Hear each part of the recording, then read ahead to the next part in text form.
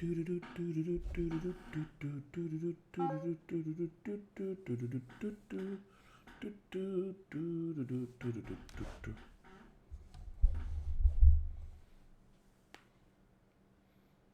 bit like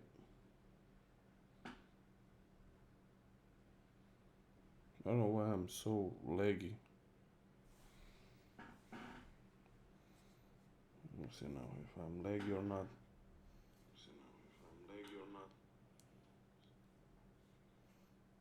Ah, I am a bit. I don't know.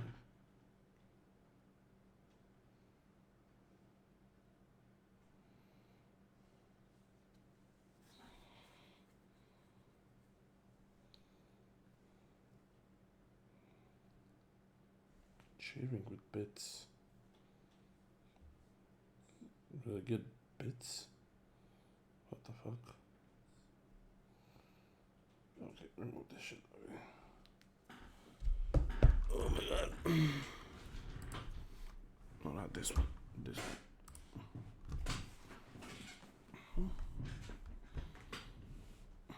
Okay.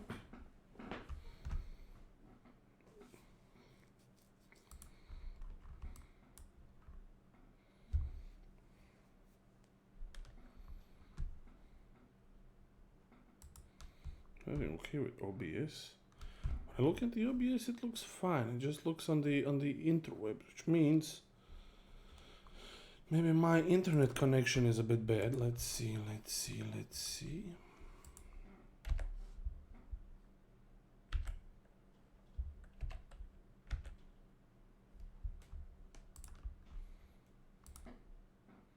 I don't know what else could it be but the interwebs.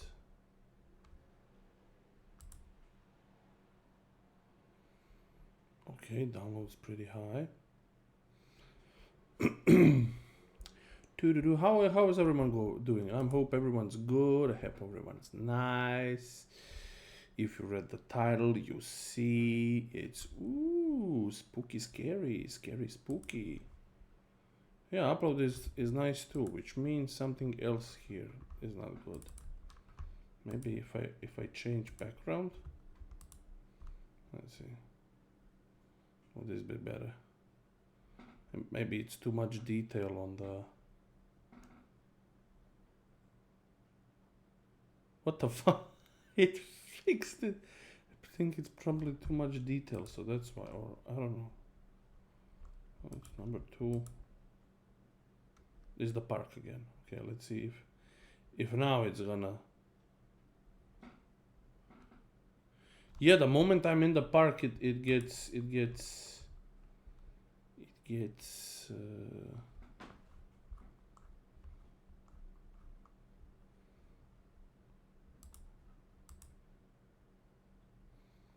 I mean, I can't do this, but let's see if I have any darker.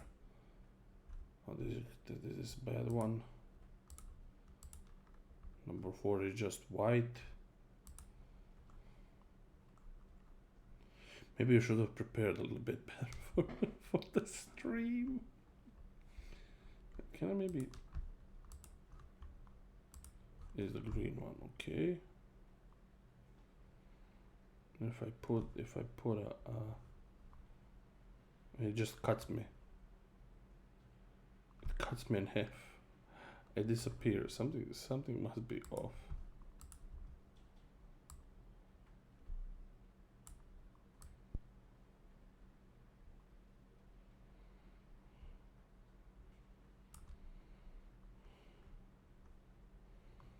I don't know what's happening. I don't know. I just put I'm gonna put the park. I don't know. Fruit festival. Not pudding. Bananas, cookies. No, it's the park. Peaceful park. Put the peaceful park back in. A bit smaller. And that's it. I don't care. If it lags, it lags. Well, what can I do? I don't like that it lags, but I think it's too much detail because of the clouds are moving, and that's why it's good. Because it's dying. I don't know what to do. What else can I do? Is there anything I can do? Beginning of video. Having problems with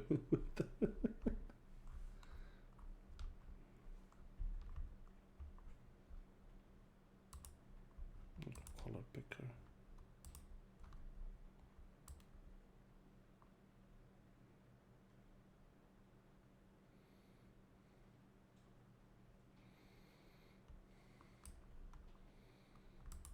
Let's go like this. Okay, and let's go.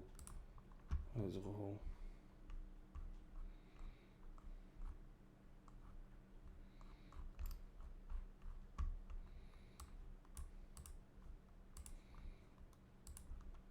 Okay, let's put her here. So we have someone with me. Will that affect? No, it won't. Okay. Why is there a monster?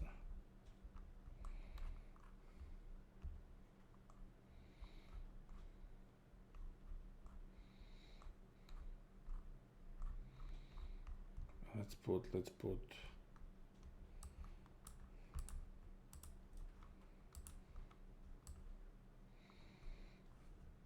back where it belongs. Yeah, okay. Let's do it like this. Cause I don't know why that other shit is like. Cause I won't be playing a game. That's the problem. I'm not gonna play a game. No, my dear audience. We are going to read. Oh wait, maybe I can do this. Wait. I have a better idea. Move this shit back where it belongs. Okay. Put it on this. Okay. I just got it. Put myself here. Okay. Then I go here. Then I'll go here. I'll go, yeah, let's put it like this. Okay.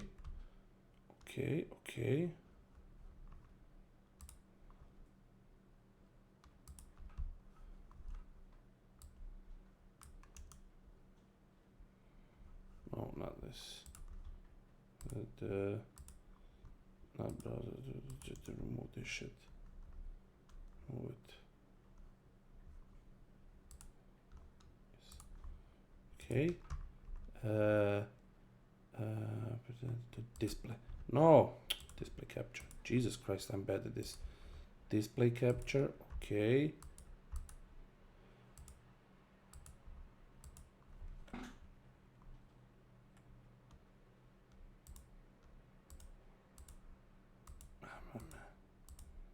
I'm the idiot here. Yes, this one. Okay, put it here.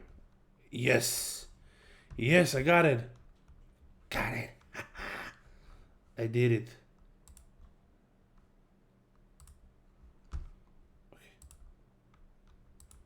Okay, I'm back. I did it. Yes, I succeeded.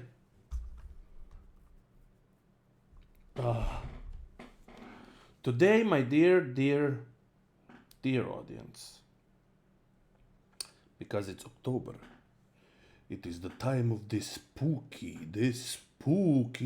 and this scary. Ooh, spooky, scary. Ooh, I will be.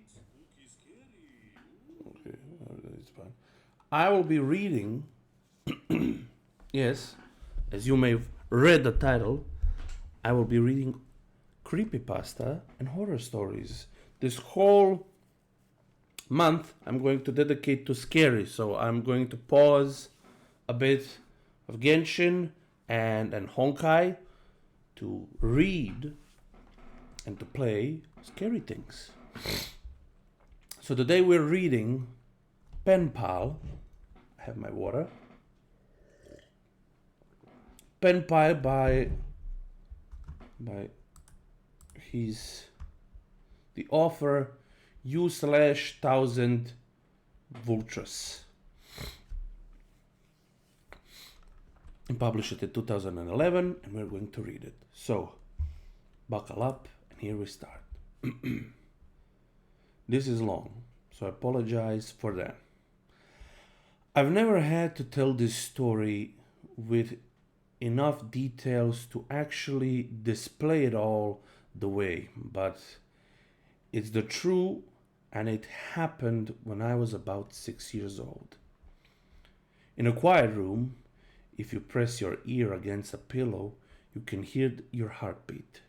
As a kid, the muffled rhythmic beats sounded like soft footsteps on a carpet floor. And so, as a kid, almost every night, just as I was about to drift off to sleep, I would hear those footsteps and I would be ripped back to consciousness, terrified. For my entire childhood, I lived with my mother in a fairly nice neighborhood that was in a transitional phase. People of low economic means were gradually moving in, and my mother and I were two of these people. We lived the kind of house you see being transported in two pieces on the interstate, but my mom took good care of it. There were a lot of woods surrounding the neighborhood that I would play in and explore during the day, but at night, as things often do to a kid, they took a more sinister feeling. This coupled with the fact that due to the nature of our house, there was a fairly large crawl space underneath, filled my mind with imaginary monsters and unspeakable scenarios which would consume my thoughts when I was awoken by the footsteps. I told my mom about the footsteps, and she said that I was just imagining things. I persisted enough that she blasted my ears with water from a turkey baster once just to placed me.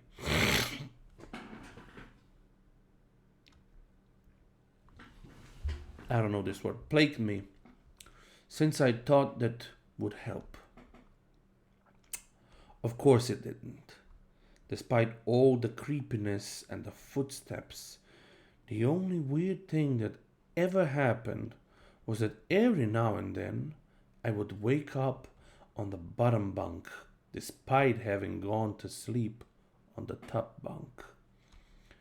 But this wasn't really weird, since I sometimes get up to piss or get something to drink and could remember just going back to sleep on the bottom bunk.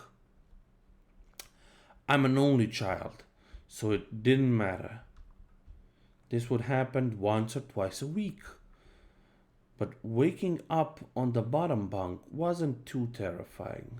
But one night, I didn't wake up on the bottom bunk. I heard the footsteps, but was too far gone to be woken up by them. And when I was awoke, it wasn't from a sound of footsteps or a nightmare, but because I was cold, really cold. When I opened my eyes, I saw stars. I was in the woods. I sat up immediately and tried to figure out what was going on. I thought I was dreaming, but that didn't seem right. Thought neither did me being in the woods.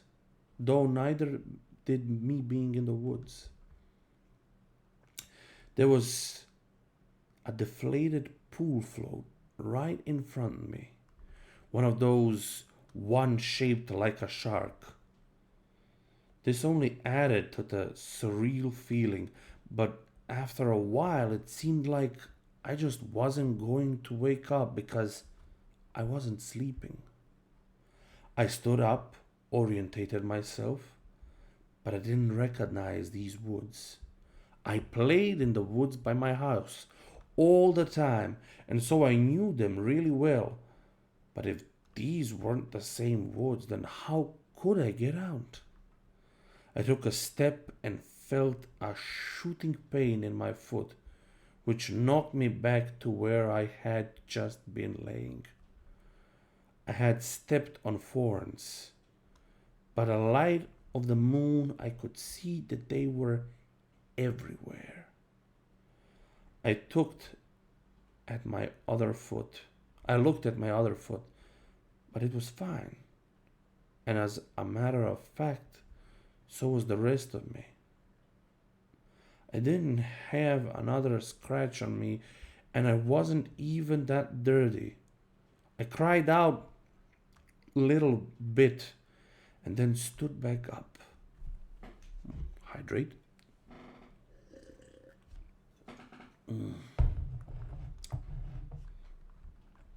I didn't know which way to go, so I picked a direction. I rested the urge to call out since I wasn't sure I wanted to be found by who or what might be out there. I walked for what seemed like hours.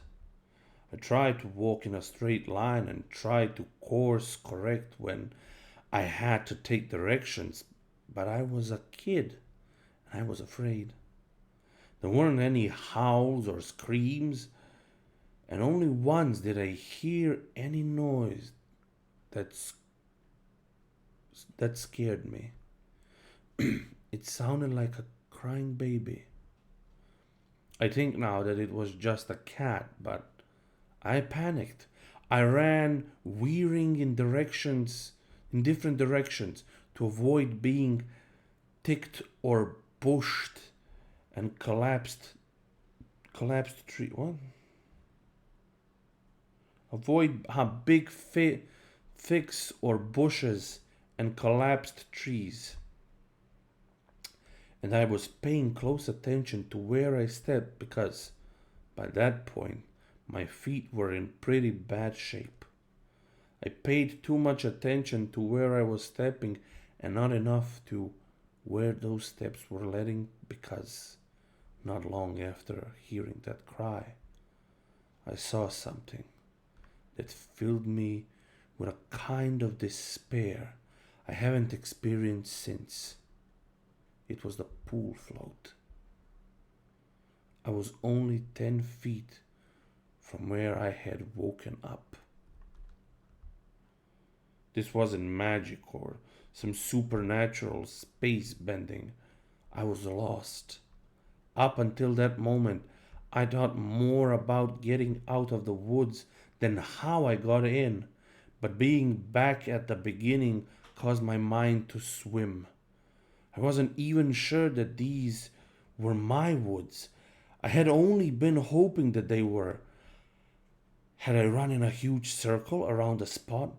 Or did I just turn around and started making my way back? How was I gonna get out? At the time, I thought the North Star was just the brightest star, and so I looked and found the brightest one I found and followed it. Eventually, things started to look more familiar, and when I saw the ditch, a dirty ditch my friend and I would have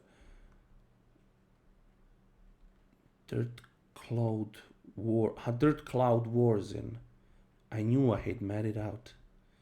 By that point, I was walking really slow because my feet hurt so much, but I was so happy to be so close to home that I broke into light jog.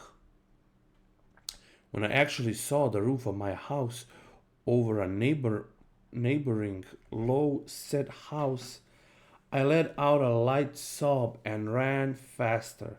I just wanted to be home. I had already decided that I wouldn't say anything because I had no idea what I could possibly say. I would get back in the house somehow, clean up, and get in bed. My heart sunk as I rounded a corner and my house came full in view. every light in the house was on. I knew mom was up. My mom was up, and I knew I would have to explain, to try and explain where I had been, and I couldn't even figure out where to start. My running became a jog, which became a walk. I saw her silhouette through the blinds, and although I was worried about how to explain things to her that didn't matter to me at that point, I walked up the couple of steps to the porch and put my hand on the doorknob and turned it. Right before I pushed it open, two arms wrapped around me, pulled me back. I screamed as loud as I could, "Mom, help! Please, Mom!" The feeling of being so close to being safe and then being physically pulled away, it filled me with a kind of dread that is, even after all these years, indescribable. The door I had been torn away from opened, and a flash of hope shot from my heart. But it wasn't my mom. It was a man, and he was enormous. I thrashed around and kicked and the shins of the person holding me, while also trying to get away from the person who had just come out of my house. I was scared, but I was furious. "Let me go! Where is she? Where's my mom? What did you do to her?" As my throat sung from screaming and I was drawing in another breath, I became aware of a sound that had been present for longer than I perceived. "Honey, please calm down. I've got you." It sounded like my mom. The arms loosened and set me down, and as men approaching, and as the men approaching me blocked out the porch light with his head, I noticed his clothes. He was a cop. I turned to face the voice behind me, and I saw that it really was my mom. Everything was okay. I began to cry, and the three of us went inside.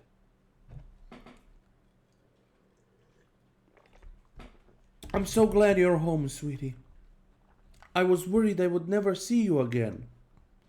By that point, she was crying too. "I'm sorry. I didn't know what happened. I just wanted to come home. I'm sorry." "It's okay. Just don't ever do that again. I'm not sure my shins could take it." A little laughter broke my sobs, and I smiled a bit. "Well, I'm sorry for kicking you, but why'd you have to grab me like that?" "I was afraid that you'd run away again." I was confused. "What do you mean?"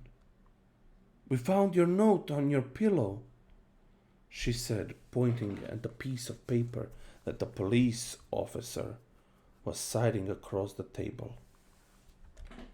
I picked up the note and read it. It was a running away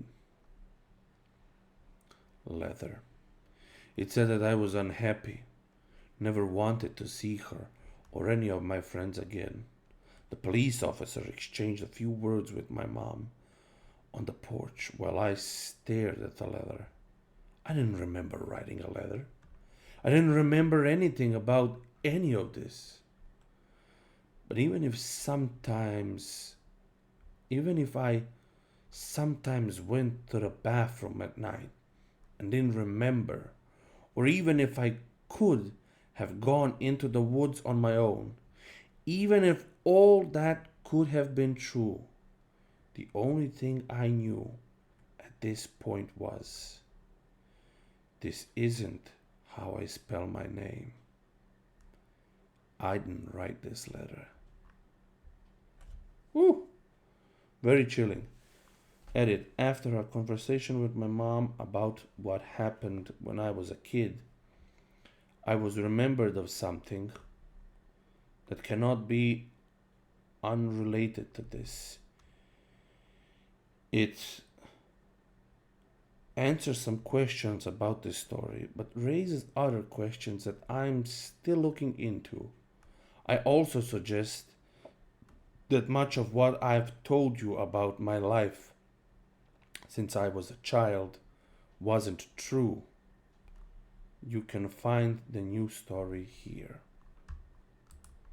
And now we go to the second part. What happens if I do click here? Does it? Yeah, it opens the second part, which is balloons. Why is my internet going like? My internet's like, whoa! What are you doing? What are you doing? I'm high. I'm very high. Don't do this to me. Do you hear, internet? Don't do it. Stay calm. I just wanted to remove this. Okay. Then let's continue. Part 2. Balloons. The first part was called Footsteps. A couple of days ago, I posted a story called Footsteps here on /NoSleep.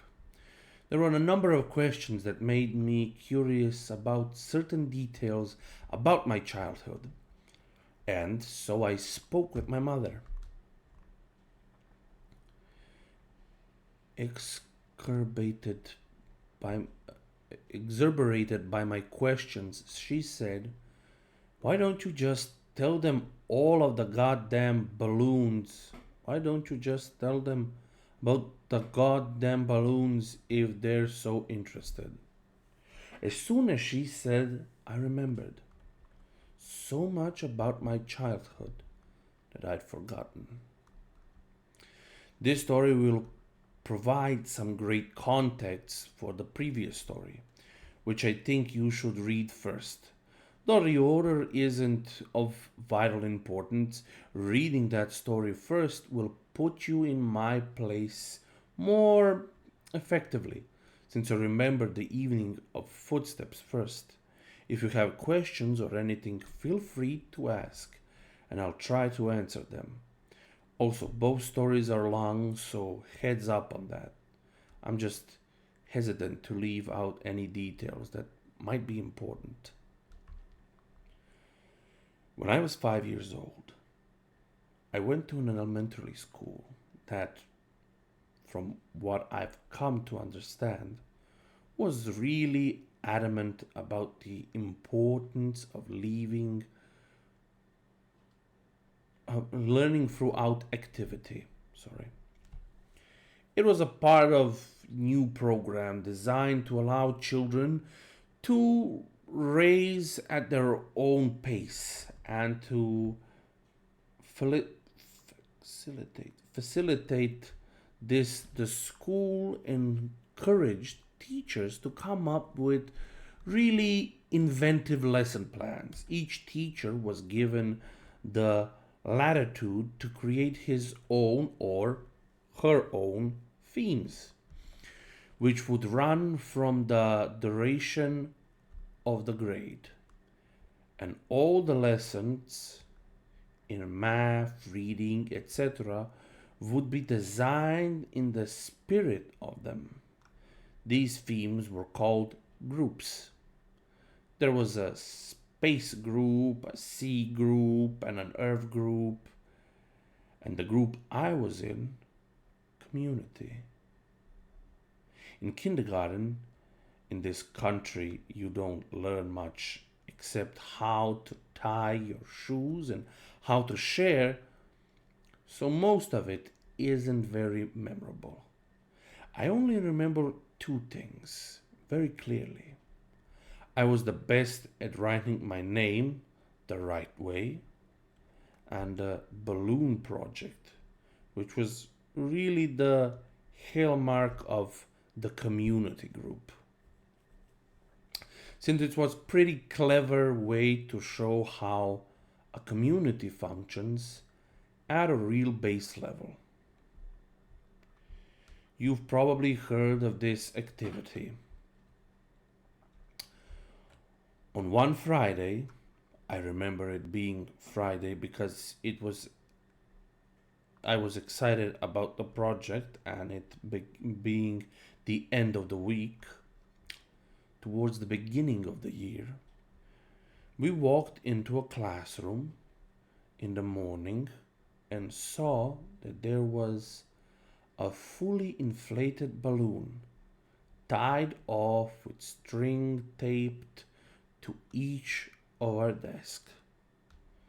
Sitting on each of our desks was a marker, a pen, and a piece of paper, and an envelope. The project was to write a note on the paper, put it in the envelope, and attach it to the balloon, which we could draw a picture on it if we wanted. Most of the kids started fighting over the balloons because they wanted different colors, but I started on my note, which I had thought a lot about. All the notes had to follow a loose structure, but we were allowed to be creative within those borders. My note was something like this: Hi, you found my balloon. My name is and I attend elementary school. You can keep the balloon, but I hope you write me back. I like Mighty Max, exploring, building forts, building forts, swimming, and friends. What do you like?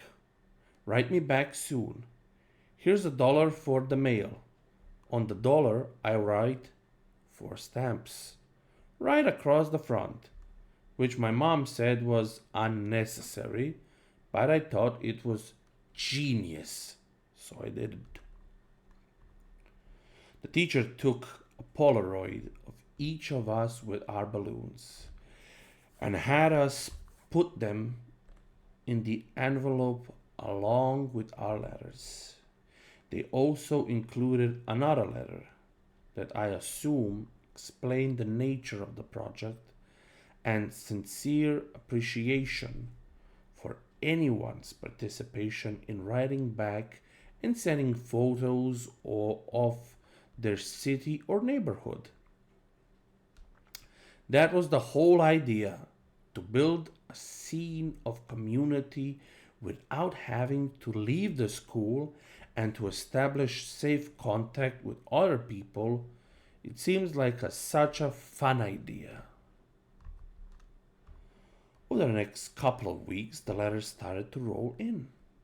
Most came with pictures of different landmarks, and each time a letter would come in, the teacher would pin the picture on a big wall map we had put up, showing where the letter had come from and how far the balloons have traveled. I was really It was a really smart idea because we actually looked forward to coming to school to see if we had gotten our letter. For the duration of the year, we had 1 day a week where we could write back to our pen pal. Oh, name drop. Or another student's pen pal. In class, our letters hadn't come in yet. Mine was one of the last to arrive. When I came into the classroom, I looked at my desk and once again didn't see any letter waiting for me. But as I sat down, the teacher approached me and handed me an envelope. I must have looked so excited because I was about to open it. She put her hand on mine to stop me and said, "Please don't be upset." I didn't understand what she meant. Why would I be upset? now that my letter had come. Initially, I was mystified that she would even know what was in the envelope. But now I realized, of course, the teachers have screened the content to make sure there was nothing obscene.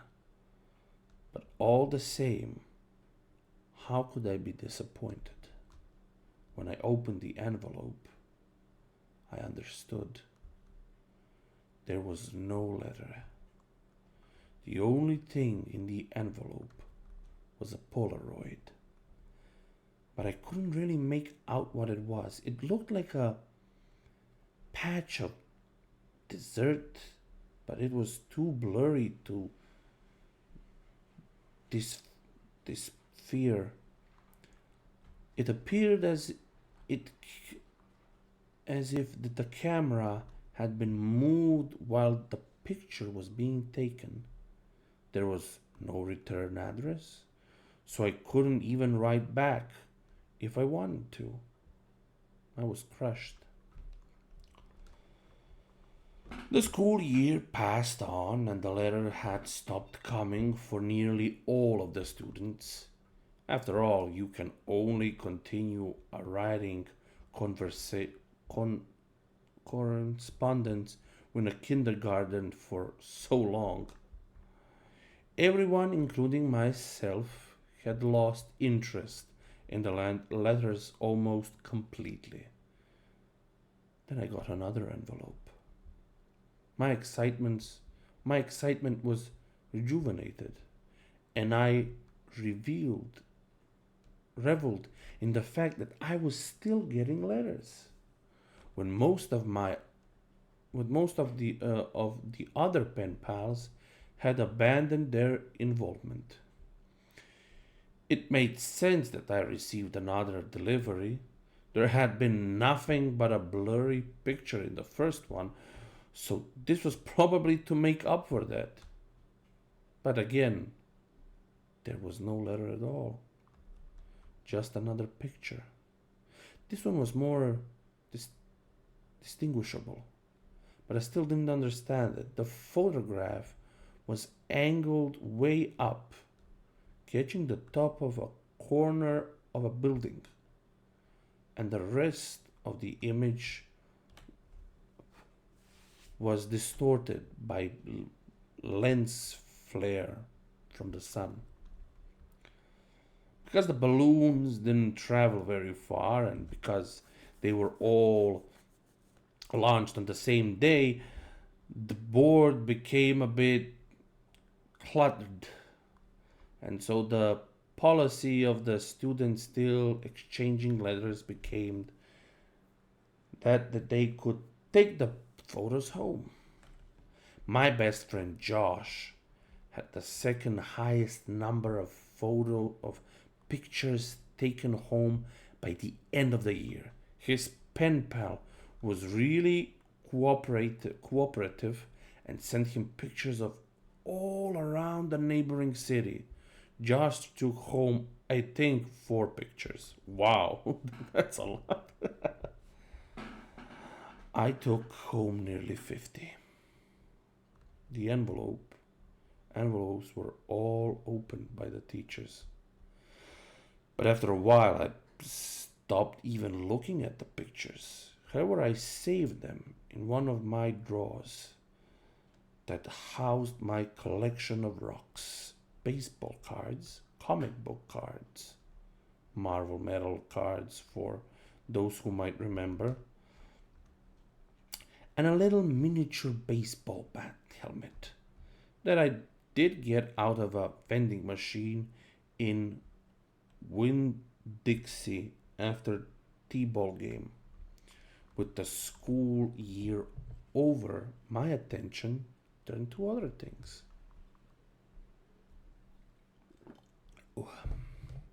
My mom had got me a small snow cone machine for Christmas that year, and Josh had really coveted it. So much so that his parents bought him a slightly nicer one for his birthday, which was towards the end of the school year. That summer, we had the idea that we would set up a snow cone stand to make money. We thought we'd make a fortune selling snow cones at $1.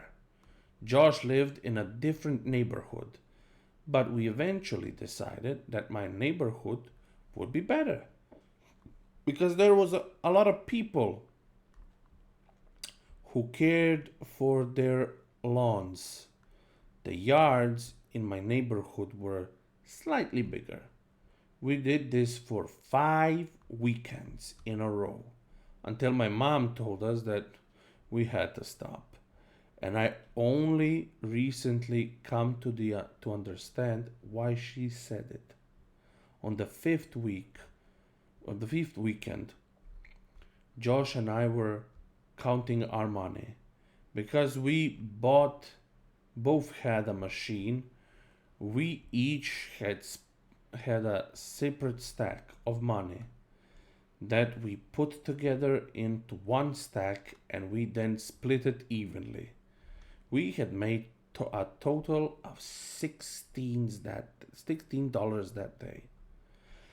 And as Josh paid out my fifth dollar, a feeling of profound surprise consumed me.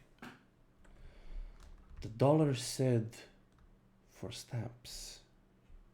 Josh noticed my shock and asked if he had miscounted. I told him about the dollar and he said, "That's cool, man." As I thought about it, I came to agree. The idea that the dollar had made it right back to me after changing so many hands floored me. I rushed inside to tell my mom, but my mom's excitement, coupled with her being distracted by a phone call, made my story incomprehensible. And she responded simply by saying, "Oh wow, that's neat." Frustrated, I ran back outside and told Josh I had something to show him. Back in my room, I opened the drawer and took out the stack of envelopes and showed him some of the pictures.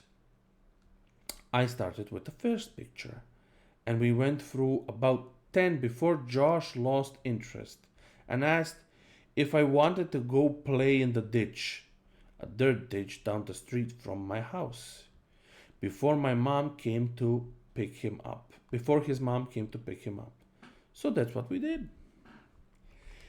We had a dirt war for a while, but it was interrupted several times by rustling in the woods around us. There were raccoons and stray cats that lived in there, but this was making a little too much noise, and we treaded guesses at what tried our guesses at what it was in an attempt to scare each other. My last guess was that it was a mummy, but in the end, Josh kept insisting that it was a robot because of the sound that we heard. Before we left, he got a little serious and looked at me right in the eyes and said, You heard that, didn't you? It sounded like a robot. You heard it too, right?" I had heard it, and since it sounded mechanical, I agreed it was probably a robot. It's only now that I understand what I heard. When we got back, Josh's mom was waiting for him at the kitchen table with my mom. Josh told his mom about the robot. Our moms laughed and Josh went home. My mom and I ate dinner and then I went to bed.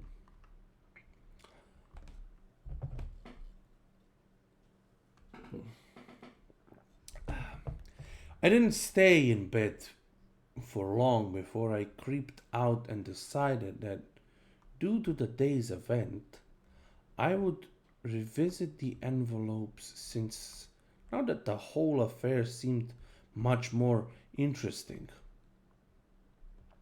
I took the first envelope and set it on the floor and set the blurry dessert Polaroid on top. I laid the second envelope right next to it and placed the oddly angled Polaroid of a building stop corner on top and did this with each picture until they formed a grid that was about 50 times 10. I was always I was always taught to be careful with things that I was collecting, even if I wasn't sure their value. I noticed that the pictures gradually became more decipherable. My tongue, sorry. There was a tree with a bird on it, a speed limit sign, power lines, a group of people walking into some building. And then I saw something that vexed me so powerfully that I can now, as I write this, distinctly remember feeling dizzy and capable of only a single repeating thought. Why am I in a picture? In this photograph of the group of people entering the building, I saw myself holding hands with my mother in the very back of the crowd of people. We were at the very edge of the photo, but it was undeniably us. And as my eyes swam over the sea of Polaroids, I became increasingly anxious. It was a really odd feeling. It wasn't fear, it was the feeling of getting when you're in trouble. I'm not sure why I was flooded with that feeling. But there I sat, floundering in the distant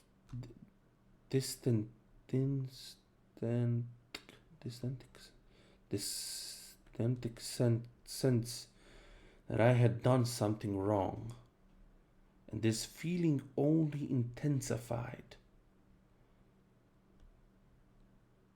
as I looked on the rest of the photos after that one that had so powerfully struck me. I was in every photo. None of them were close shots. None of them were only of me, but I was in every single one of them.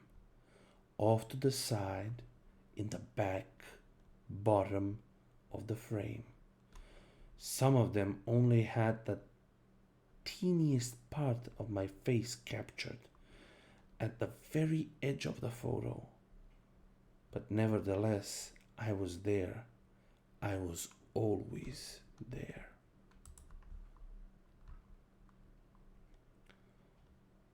I didn't know what to do. My mind works in funny ways as a kid. Your mind works in a funny way as a kid. But there was a large part of me that was afraid of getting in trouble simply for still being up. Since I already had the looming feeling of having done something wrong, I decided that I would wait until tomorrow. The next day, my mom was off work and spent most of the morning cleaning up around the house. I watched cartoons. I imagined and waited. I imagined. What? And waited until I thought it was a good time to show her the Polaroids. When she went out to get the mail, I grabbed a couple of pictures and put them on the table in front of me as I sat waiting for her to come back in. When I returned, she was already opening the mail, and there's some junk mail into the trash and I said, Mom, can you come here for a second? I have these pictures. Just give me a minute, honey. I need to mark these on the calendar. After a minute or two, she came and stood behind me and asked me what I needed. I could hear her shuffling with the mail behind me, but I just looked at the Polaroids and told her about them. As I explained more and pointed to the pictures, her frequent ahas and okays decreased, and she was suddenly completely quiet and only making a little noise with the mail. The next noise I heard from her sounded as if she was trying to catch her breath in a room that had no air left in. At last she struggling gasps were conquered, and she simply dropped the remaining mail on the table and ran to the kitchen to get the phone. Mom, I'm sorry, I didn't know about this. Don't be mad at me. With a phone pressed to her ear, she was walking/running back and forth and shouting in it. I nervously fiddled with the mail sitting next to my Polaroids. The top envelope had something sticking out of it.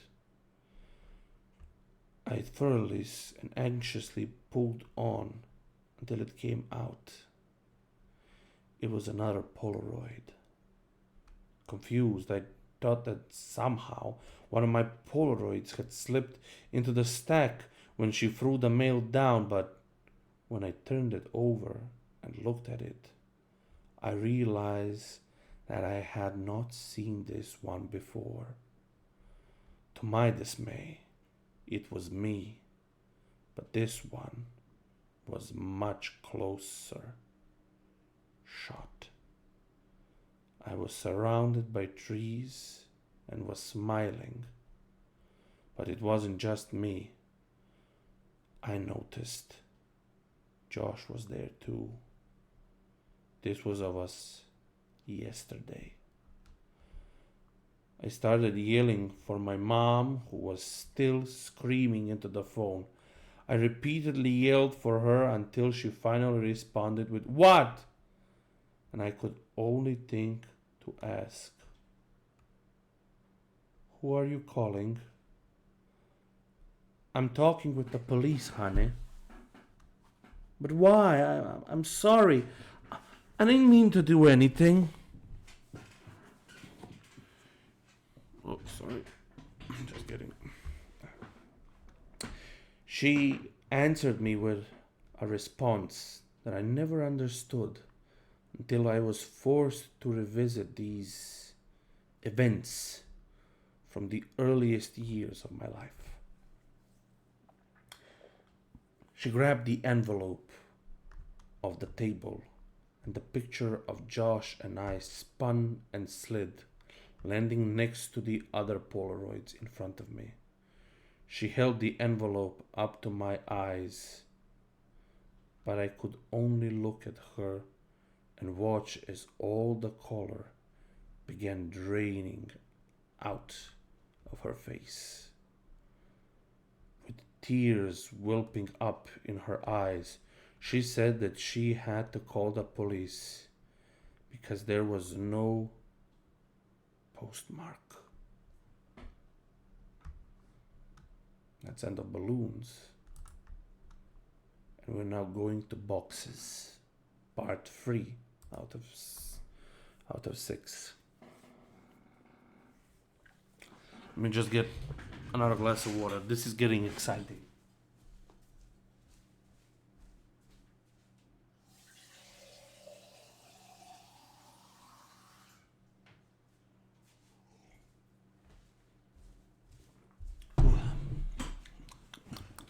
I'm back. I'm back. Why am I so small? Yeah. Return to form. Return to form. I don't know why the bitrate is so large. But okay, no problem. Okay. I'm back. Ooh. Okay. If you haven't read Footsteps or Balloons, please do before blah blah blah. For those of you who have read my other stories and asked if there was more and received cryptic answers from me, I want to apologize for being dishonest. I said several times in the comments that nothing really happened after Footsteps, but that wasn't true. The events of the following story weren't locked away in the recesses of my mind. I've always remembered them. It wasn't until I remembered balloons and spoke with my mother about the following events that I realized how intertwined this story was with everything else. But I originally hadn't really planned on sharing this anyway. My desire to withhold this memory was due mostly to the fact that I don't think I showed good judgment in it. I also wanted consent from another person to tell it, so as to not misrepresent what transpired. I didn't expect there to be a lot of interest in my other stories, so I never thought I'd really get praised for much detail. Pressed for much detail, sorry. And I would have been happy to keep this to myself for the rest of my life.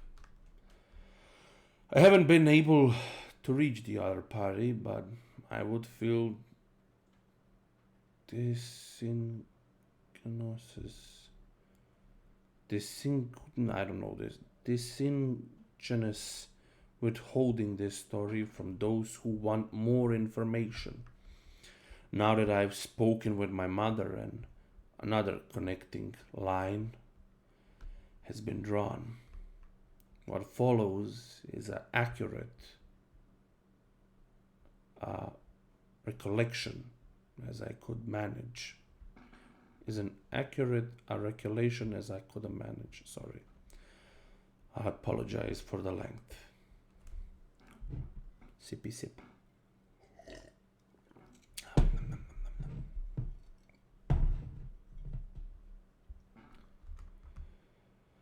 I spent the summer before my first year of elementary school learning how to climb trees. There was one particular pine tree right outside my house that seemed almost designed for me.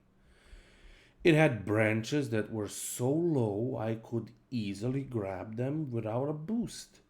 And for the first couple days after I first learned how to pull myself up, I would just sit on the lowest branch and dangle my feet.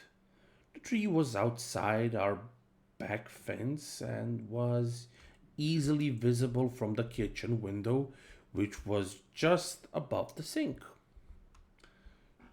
Before too long, my mother and I developed a routine where I would go play on the tree where she washed the dishes, when she washed the dishes, because she could easily see me while she did other things. As the summer passed, my abilities grew, and before too long, I was climbing fairly high. As the tree got taller, its branches not only got thinner, but more widely spaced. And so I eventually reached a point where I couldn't actually climb any higher. And so the game had to change. I began to concentrate on speed, and in the end, I could reach my highest branch in 25 seconds. I got too confident as one afternoon I tried to step from a branch before I had firmly grasped the next one. I fell about 20 feet and broke my arm really badly in two places. My mom was running towards me, yelling, and I remember her sounding like she was underwater. I don't even remember what she said, but I do remember being surprised by just how white my bone was. I was going to start kindergarten with a cast and wouldn't even have any friends to sign it. My mom must have felt terrible because of the day before I started school. She brought home a kitten. He was just a baby and was strapped with tan and white. He had straps, tan and white straps, okay.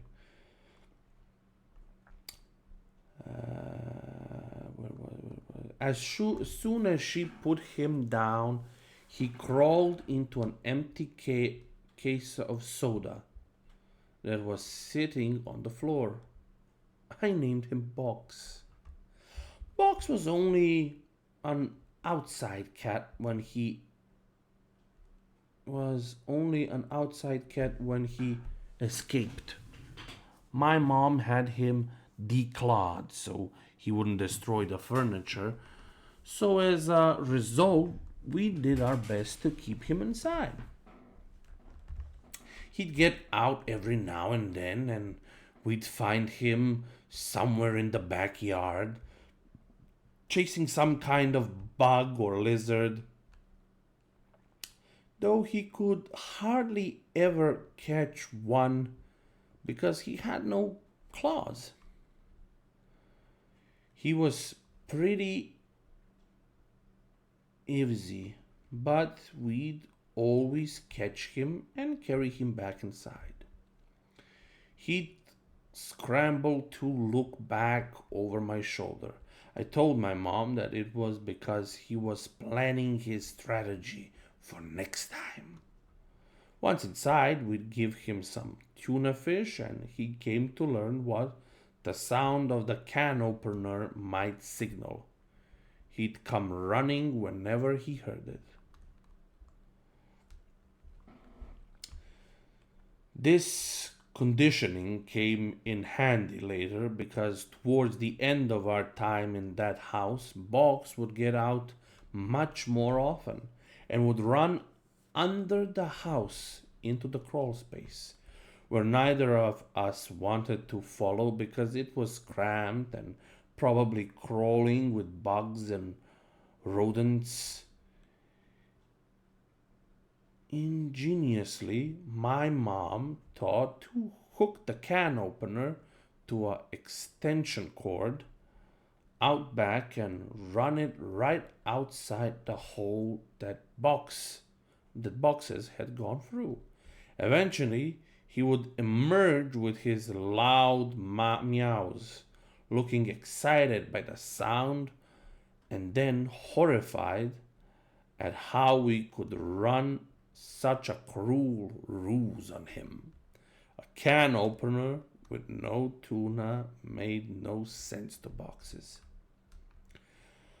The last time he'd escape to the under the house was actually our last day in it.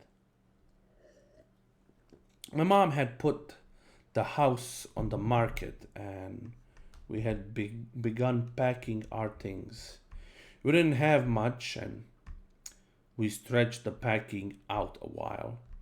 Though I had already packed up all my clothes at my mom's request, my mom could tell, "Oh, Hello, Watcher. Hi. Oh, nothing. I'm reading a horror story. How about you?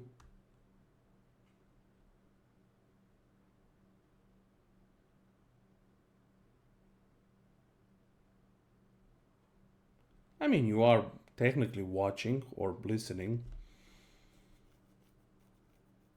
Yeah, horror story. And that's nice. You can chill a while with me while I'm reading, if you like.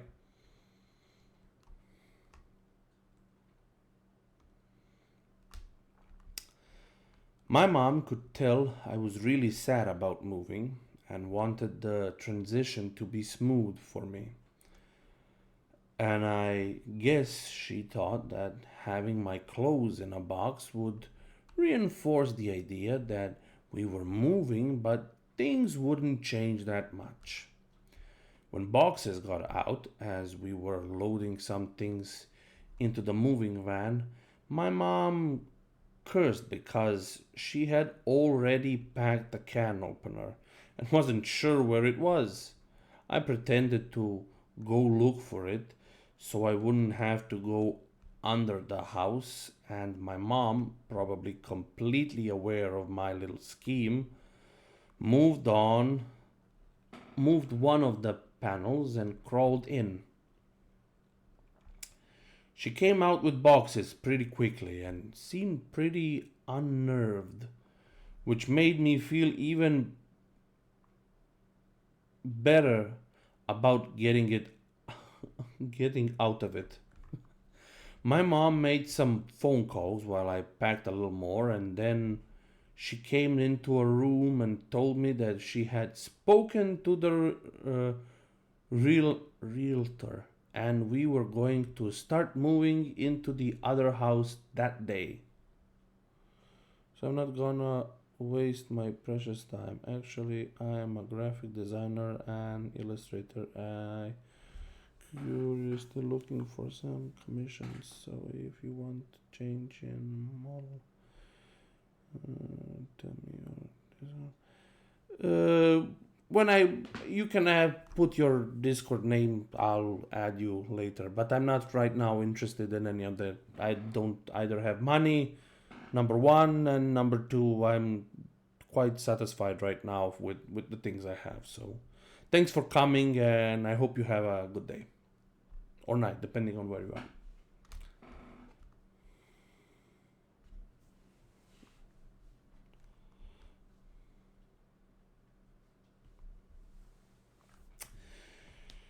She said it like it was excellent news, but I had thought we had more time in the house.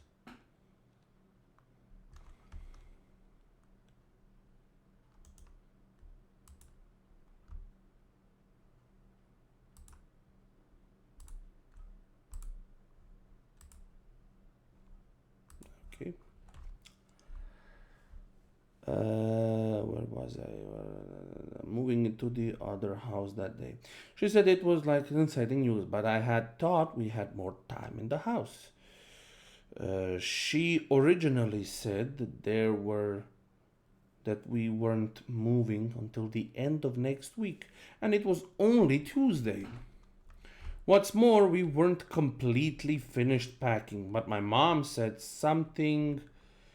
Sometimes it was just easier to replace things than pack them and haul them all over the city. I didn't even get to grab the rest of my boxed clothes. I asked if I could call Josh to say goodbye, but she said that we could just call him from our new house. We left in the moving van.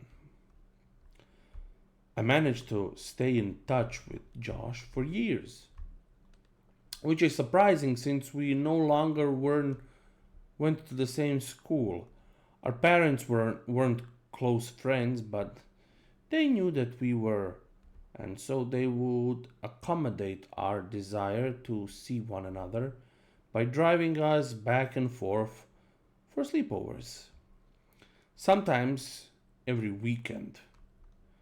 For Christmas one year, our parents even pulled their money and got us some really nice walkie talkies that were advertised to work across a range that exceeded past the distance between our houses.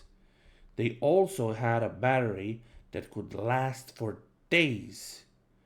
If the walkie talkie was on but not used, they, on but not used, they would only occasionally work well enough that we could talk across the city, but when we stayed over, we'd use them around the house, talking in mock radio speak that we had taken from movies, and they worked great for that. Thanks to our parents, we were still friends when we were 10. Yeah, a little bit critical. I'm reading horror stories. So, welcome. One week, I was staying over at Josh, and my mom called me to say goodnight. She was still pretty watchful even when she couldn't actually watch me, but I had gotten used to it that I didn't even notice it, even if Josh did. She sounded upset. Box was missing. Yes, our no sleep. This must have been a Saturday night before I had spent the night at Josh's the previous night and was going to go home the next day because we had school on Monday. Boxes had been missing since Friday afternoon. I gathered the I gathered that she had not seen him since returning home after dropping me off. She must have decided to tell me he was missing because if he didn't come home before I did, then I wouldn't be devastated at not only his absence, but how she could have kept it from me. She told me not to worry, he'll come back. He always does. But Boxes didn't come back. 3 weeks later, I stayed at Josh's again. I was still upset about Boxes, but my mom told me that there had been many times when pets had disappeared from homes for weeks or even months, only to return on their own. She said they always knew where home was and would always try to get back. I was explaining this to Josh when a thought hit me so hard that I interrupted my own sentence and said it out loud. What if Boxes thought of the wrong home? Josh was confused. What? He lives with you. He knows where his home is. But he grew up somewhere else, Josh. He was raised in my old house a couple neighborhoods away. Maybe he still thinks that place as home like I do. Oh, I get it. Well, that'd be great. We'll tell my dad tomorrow and he'll take us over there. We can look. No, he won't, man. My mom said that we couldn't ever go back to that place because the new owners wouldn't want me bothered. Want to be bothered. She said that she told your mom and dad the same thing. Josh persisted. Okay, then we'll just go explore tomorrow and make our way to your old house. No, if we get spotted, your dad will find out, and then so will my mom. We have to go there ourselves. We have to go there tonight. I didn't take that much convince. It didn't take much convincing to get Josh on board, since he was usually the one to come up with the ideas like this. But we had never snuck out of his house before. It actually turned out to be incredibly easy. The window in his room opened to the backyard and had a latched wooden fence that wasn't locked. A very bad decision. After those two minor hurls, we slipped off into the night, flashlights and walkie-talkies in hand. There were two ways to get to Josh's house, to my old house. We could walk on the street and make all the turns or go through the woods, which would take us about half the time. It would have taken about 2 hours to walk there, taking the street, but I suggested that we go the way anyway. I told him it was because I didn't want to get lost. Josh refused and said that if we were seen, they might recognize him and tell his dad. He threatened to go home if we didn't just take the shortcut, and I accepted it because I didn't want to go by myself. Yeah, exactly. Sounds like a dumbass idea. Josh didn't know what the last time I walked through the woods at night. The woods were much less creepy with a friend and a flashlight.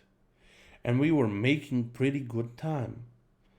I wasn't entirely sure where we were, but Josh seemed confident enough, and that bolstered my morale. We passed through a particularly thick patch of tangled trees when the strap on my walkie-talkie got caught on a branch. Josh had the flashlight, and so I was struggling to get the walkie-talkie free when I heard Josh say, "Hey man, wanna go for a swim?" I looked over where he was, shining the flashlight, though I could close my eyes as I did, because I now know where we were. He was pointing at the pool float. This was where I woken up in these woods all those years ago. I felt a lump in my throat and the sting of fresh tears in my eyes as I continued to struggle with the walkie. Frustrated, I yanked on it hard, enough to break it free, and I turned and walked to Josh, who had partially laid down on the pool float in a mock sunbathing pose.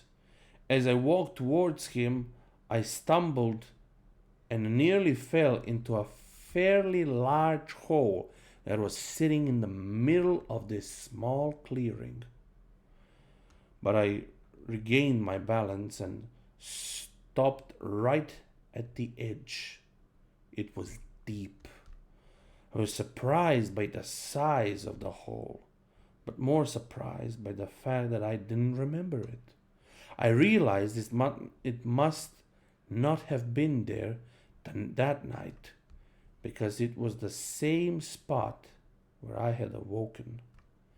I put it on my mind and turned to Josh. Sippy sip. Quit messing around, man. You saw I was stuck over there and you were just laying here joking around on the float.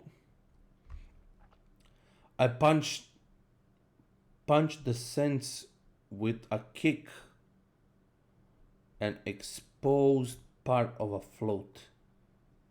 A screech arose from it. He popped the float. Josh's smile inverted. He suddenly looked terrified and was struggling to get off the float. But he couldn't in a quick manner due to the awkward way he had been laying on it. Each time he would fall back on the float, the screeching would intensify. I wanted to help Josh, but I couldn't move myself any closer. My legs wouldn't cooperate. I hated these woods. I picked up the flashlight that he had thrown in his thrashing and shined it on the float, not knowing what to expect. Finally, Josh got off it, off the float, and rushed next to me, looking at where I was shining the light. Yeah, totally normal reaction. Suddenly, there it was. It was a rat. I started laughing nervously, and we both watched the rat run into the woods, taking the screeching with it. Josh lightly punched me in the arm, the smile slowly returning to his face, and we continued to walk. We quickened our pace and made it out of the woods faster than we thought we would, and we found ourselves back in my old neighborhood. The last time I had rounded the bend ahead, I had seen my house fully illuminated, and all the memories of what transpired came floating back. I felt a skip in my heart as we were finally turning the corner and about to face the full view of my house, remembering last time how incandescent it was. But this time the lights were off. For a distance, I could see my old climbing tree, and as my mind tracked the steps of casualty backwards, I wouldn't. I realized that I wouldn't back. What? And I realized that I wouldn't back here this night if that tree hadn't grown, and I was briefly in awe of how all events were like that. As we got closer, I could see that the lawn looked terrible. I couldn't even guess when it was last been mowed. Sorry. One of the shutters had partially broken loose and was rocking back and forth in the breeze. And all over the house just looked dirty. I was sad to see my old home in such a state of disrepair. Why would my mom care if we bothered a new owner if they cared so little about where they lived? And then I realized there were no new owners. The house was abandoned. Thought it looked simply forsaken. Why would my mom lie to me about our house having new people in it? But I thought that this was actually a good thing. It would be easier to look around for boxes if we didn't have to worry about being spotted by new family. This would make it much quicker. Josh interrupted my thoughts as we walked through the gate and up the house itself. Your old house sucks, dude. Josh yelled as quickly as he could. Shut up, Josh. Even like this, it's still nicer than your house. Hey, man. Okay. I think boxes is probably under the house. One of us has to go under and look, but the other should stay next to the opening in case he comes running out. Are you serious? There's no way I'm going under there. It's your cat, man. You do it. Look, I'll game you for it, unless you're too scared, I said, holding my fist over my upturned paw. Fine, but we go on shoot, not on free. It's rock, paper, scissors, shoot, not 1, 2, 3. I knew how to play the game, Josh. I know how to play the game, Josh. You're the one who always messes up, and it's 2 or 3. I lost. I wiggled loose the panel that my mom would always move when she had to crawl under here for boxes. She only had to do it a couple of times since the can opener trick usually worked. But when she had to do it, she hated it. Yeah, I don't know where rock, paper, scissors. Especially the last time. And as I looked into the darkness of the crawl space, I had a great appreciation for why. Except appreciation. Before we moved, she said that it was actually better that boxes ran under here. Despite how hard it could be to get him out, it was less dangerous than him jumping over the fence and running around the neighborhood. All that was true, but I was still dreading doing this. I grabbed the flashlight and the walkie and began to crawl. And a powerful smell overtook me. It smelled like death. Turned on my walkie. Josh, are you there? This is Macho Man. Come back. Macho Man ran savage. Huh? Josh, cut it out. There's something wrong down here. What do you mean? It stinks. It smells like something died. Is it boxes? I really hope not. I set down the walkie and moved the flashlight around. I crawled forward looking through the hole for the outside.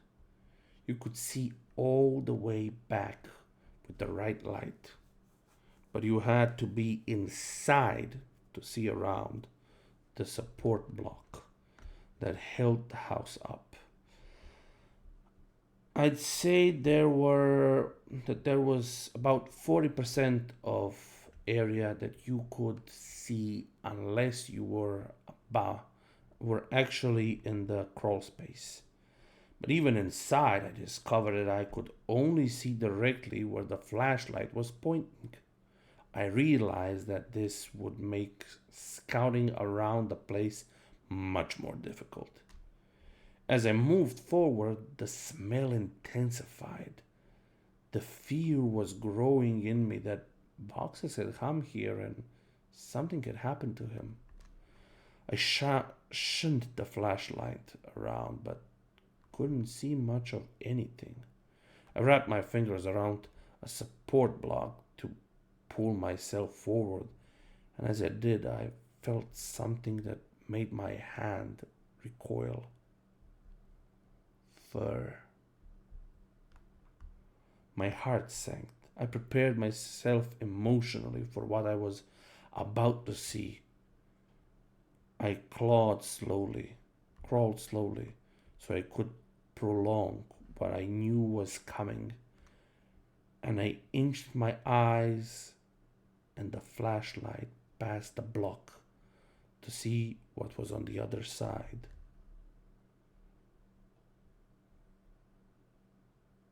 I stared back in horror. Jesus Christ! Escaped my trembling mouth. It was a hideous and twisted creature, badly decomposed. Its skin had rotted away on its face, and the teeth appeared to be enormous, and the smell was unbearable. What is this? What is it? Are you okay? Is it boxes? I reached for the walkie. No, it's not boxes. Well, what the hell is it then? I don't know. I shined the light on it again and looked at it with less fear in my vision. I chuckled. It's a raccoon. Well, keep looking. I'm gonna go into the house and see if he might have made it in somehow. What? No, Josh, don't go in there. What if Boxes is down here and runs out? He can't. I put the board back. I looked and saw he was telling the truth. Why'd you do that? Don't worry, man. You can move it easily. This makes more sense. If Boxes runs out and I missed him, then he'd be gone. If he's down there, then grab him tight and I'll come move the board. And if he's not then you can move it yourself while I look in the house. Some of his points were good, and I doubted he'd be able to get in anyway. Okay, but be careful and don't touch anything. There's a bunch of my old clothes still in a box in my room. You can look in there to see if he crawled in one. And make sure to bring your walkie. Roger that, good buddy. I realized that it would be pitch black in there. The power would have been turned off since no one was paying the bills. With any luck, he'd be able to see from the street light that might cast some light inside. Otherwise, I'm not sure what he'd do. Before too long, I heard footsteps right over my head. In fact, I felt old dirt raining down on me. Josh, is that you? Break. This is Macho Man coming back from the Big Tango Fox store. The Eagle has landed.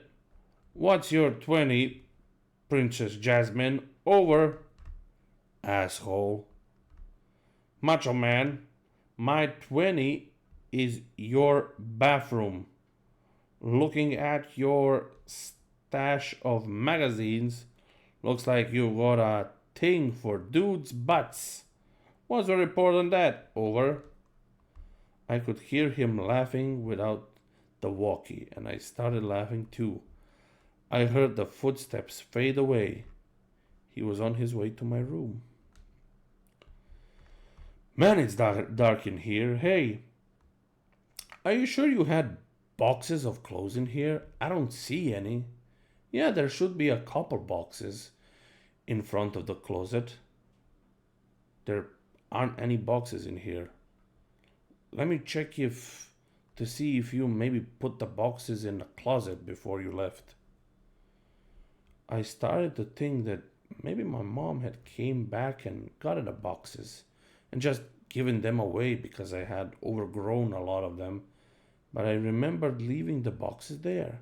I didn't even have time to close the last one up before we left. While I was waiting for Josh to tell me what he found, I kicked out my leg, which had started falling asleep because of the position I was in. And I hit something. I looked back and saw something really strange. It was a blanket, and all around it there were bowls. I crawled a little closer to it. The blanket smelled moldy, and most of the bowls were empty, but one had something that I recognized still in it. Cat food. It was a different kind than we've given to boxes, but I suddenly understood my mom had set up a little place for boxes to encourage him to come here instead of running around the neighborhood. That made a lot of sense, and it seemed even more likely that boxes would be coming back to this place. That's so cool, Mom, I thought. I found the clothes. Oh, cool. Were they in the boxes? Like I said, there's no boxes. Your clothes are in the closet. They're hanging up. I felt chill. This was impossible. I had packed all my clothes, even though We weren't supposed to move for another 2 weeks when we left. I remember packing them and thinking that it was stupid for me to have to get clothes out of the box and put them back in. I had packed them, but somehow, some, blah, blah, but someone had hung them back up. Why though? Josh needs to get out of there. That can't be right, Josh. They're supposed to be in boxes. Stop messing around and just come outside. No joke, man. I'm looking at them. Maybe you just thought that you left them. Wow. You sure like to look at yourself, don't you? What? What do you mean? Your wall, man. Your walls are covered in Polaroids of yourself. There are hundreds of them. Why'd you hire someone to... Silence.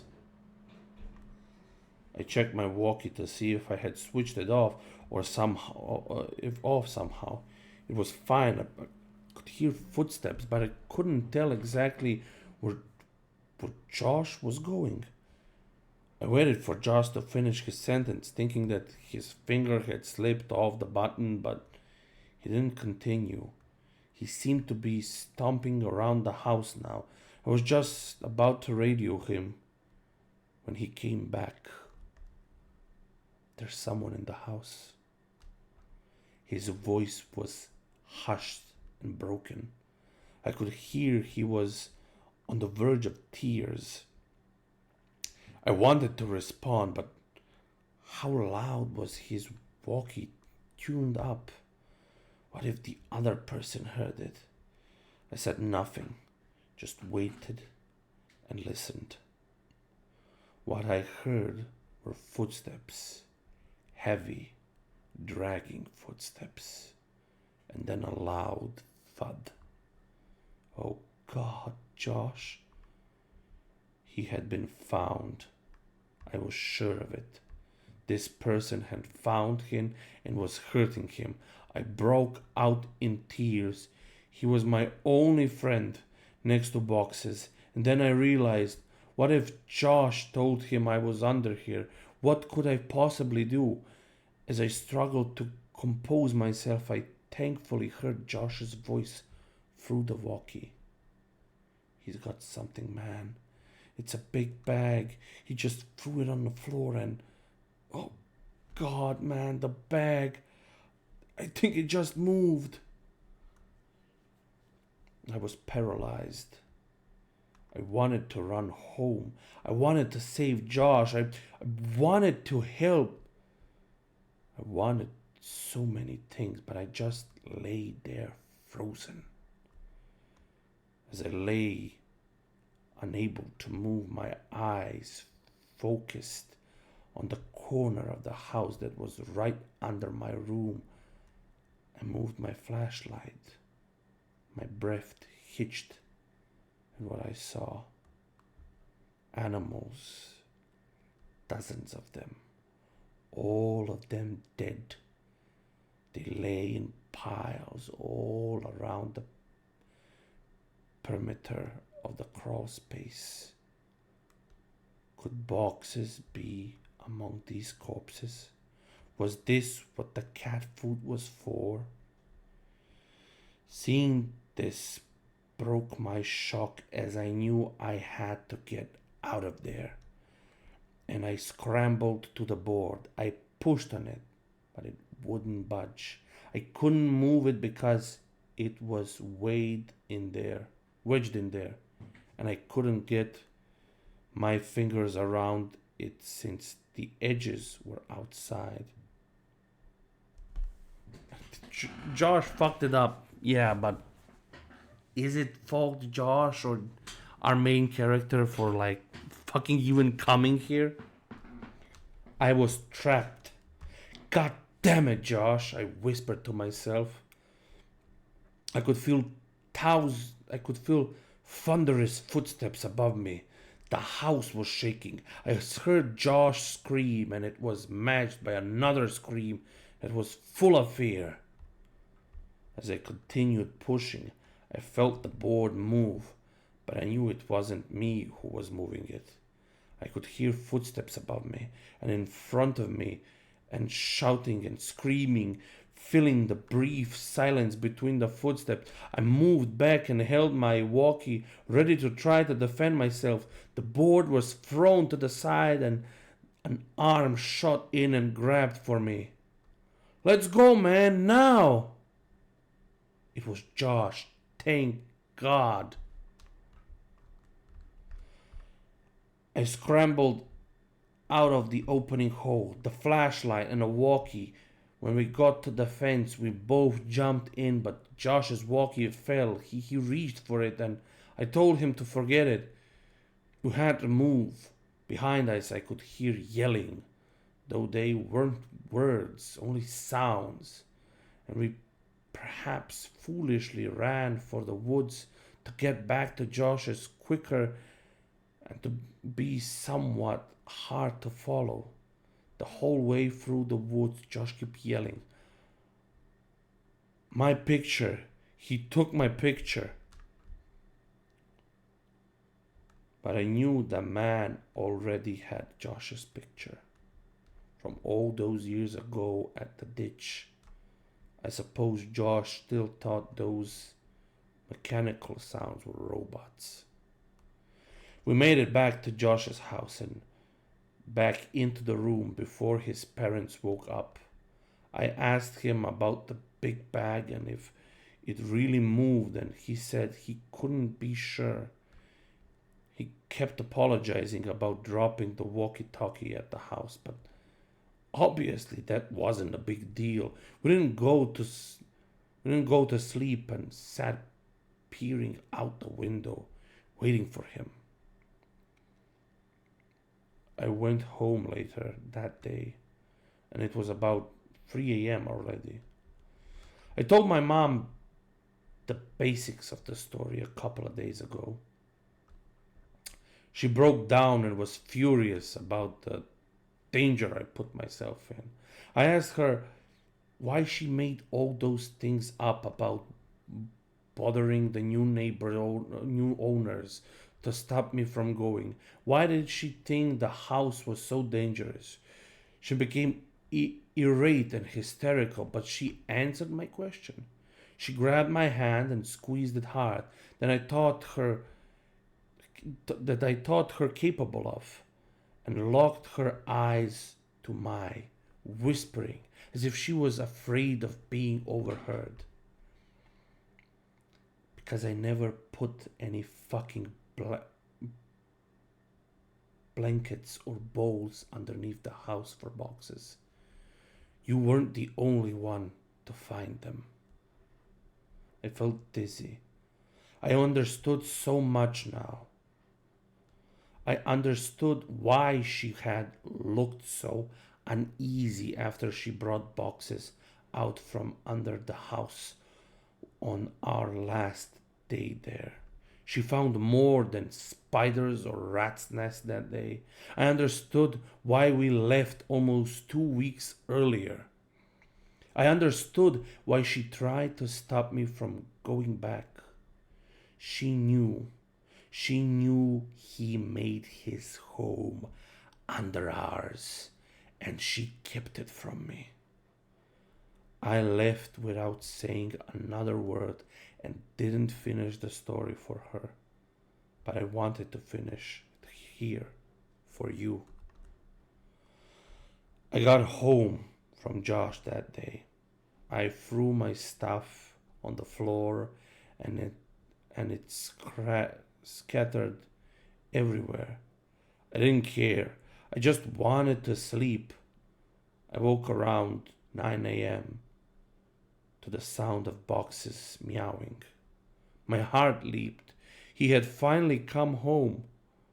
I was a little sick about the fact that if I had just waited a day, none of this previous night ever would have happened, and I'd have boxes anyways. But that didn't matter. He was back.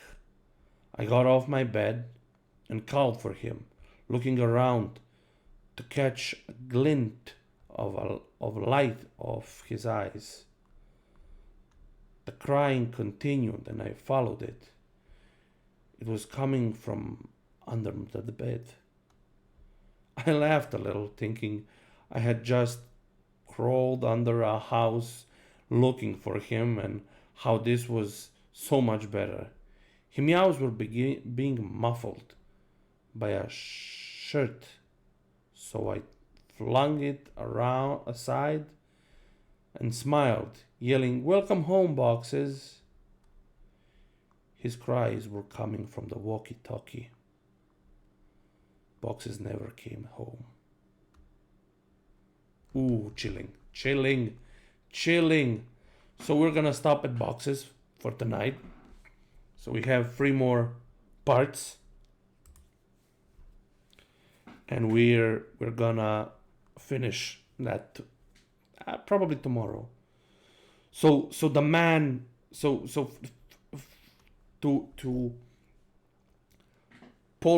put for now. So the story is about probably a predator, I think, because first footsteps, he wakes in the forest somehow, and it's connected to this story. The second one is about they had a program about writing to anonymous people, sending it by balloons, and if the people find the letter, they would correspond.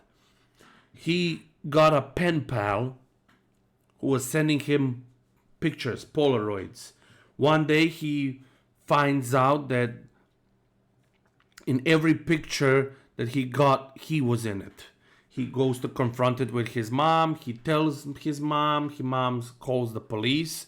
He's too young to understand. Then we get Boxes. She buys him a cat. Blah, blah, blah, blah. The cat goes beneath the underspace. They're starting to move.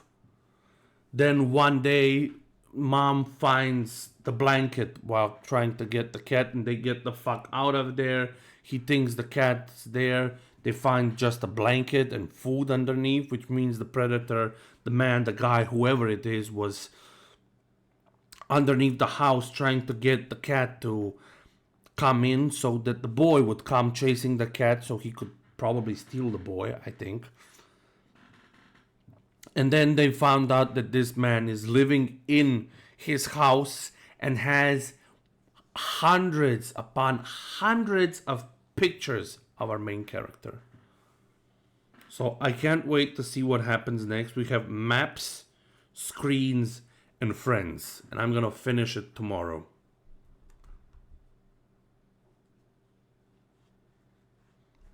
At least he's committed.